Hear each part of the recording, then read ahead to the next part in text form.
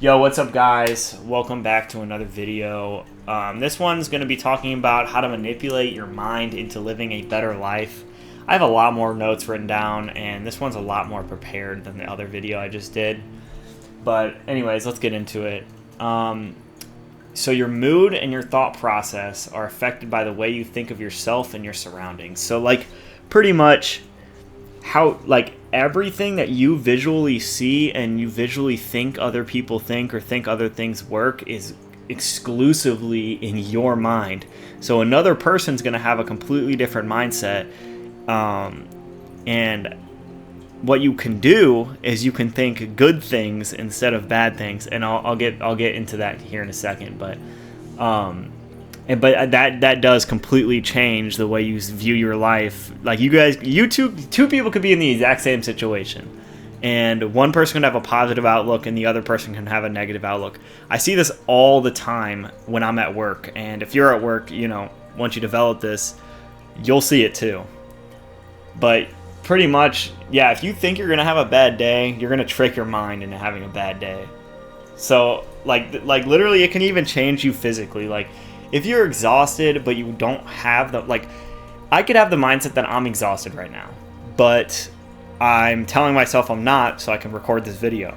I did work an 8-hour day today, and I would like to just go to sleep, but I'm telling myself, no, you're getting this video done. So that's a positive outlook. Yeah, and I think the main way to combat a negative thinker, or negative thinking for yourself, is to fight the fire with fire. And you can hard program your mind into thinking that you're capable, motivated, and able. For example, if you have a goal you want to get done, don't think about how you're going to get to that goal and all these little hoops you have to jump through. Just think to yourself, I will achieve this goal. And I promise you, it will make a difference. But move on to the next point. Your mindset is the key to an impenetrable door that is your subconscious mind. So about your subconscious, right? Your subconscious is something that's in the back of your mind that you cannot control. So whenever you see a cheeseburger and you're like, dang, dude, that looks good, that's your subconscious mind. That's not yourself conceiving a thought to tell it. But pretty much how you would fight fire with fire here is you would program your subconscious mind that you cannot control by thinking good thoughts in your conscious mind, because eventually you're going to train your subconscious to think good things automatically. And I've noticed this for me. I didn't even realize I was doing this until recently when I started thinking about it. I just kind of I was just trying to be more optimistic a couple years ago, and I feel like that pattern throughout the years has kind of made me just a happier person, and I feel like I look at everything in a better light. One of the worst things you can do is let your brain go unchecked, let your subconscious just do whatever it wants, because we're inherently lazy. Everybody is inherently lazy. If there's an easy way out, you're gonna do it. Your brain's like water. If you fill a bowl up with water and then put a little crack in it, the water's gonna leak out, because that's the easiest way to get out. And our brains are the exact same way.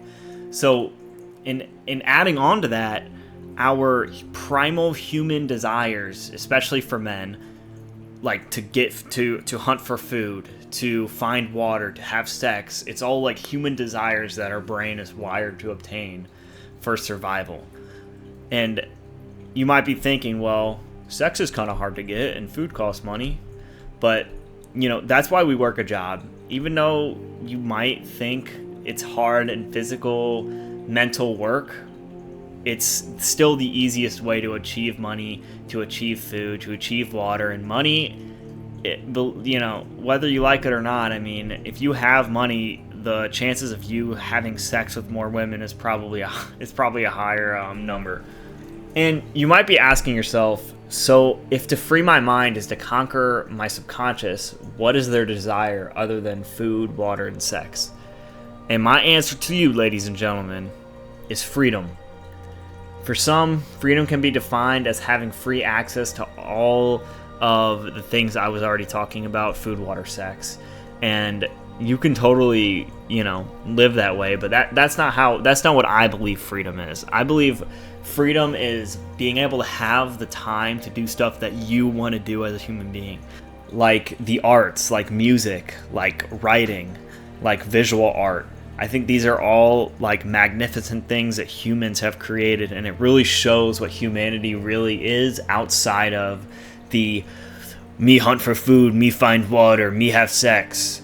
I feel like that's something to take into consideration, but I don't think that's freedom. I think working with that is just the burden that you have of being a man. And I could be wrong. I think being a man could be an art form as well.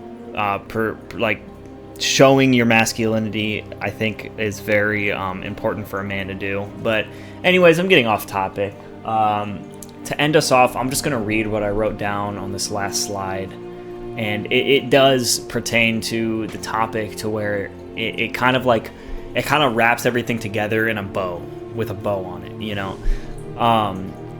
and it kind of shows why controlling your mind's important.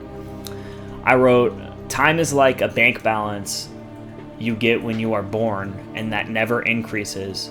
And whether you like it or not, you're spending it every second. You can choose to spend it on desires, work, or public appeal, or you can spend it on creating a fulfilling life that you actually will be proud to have lived.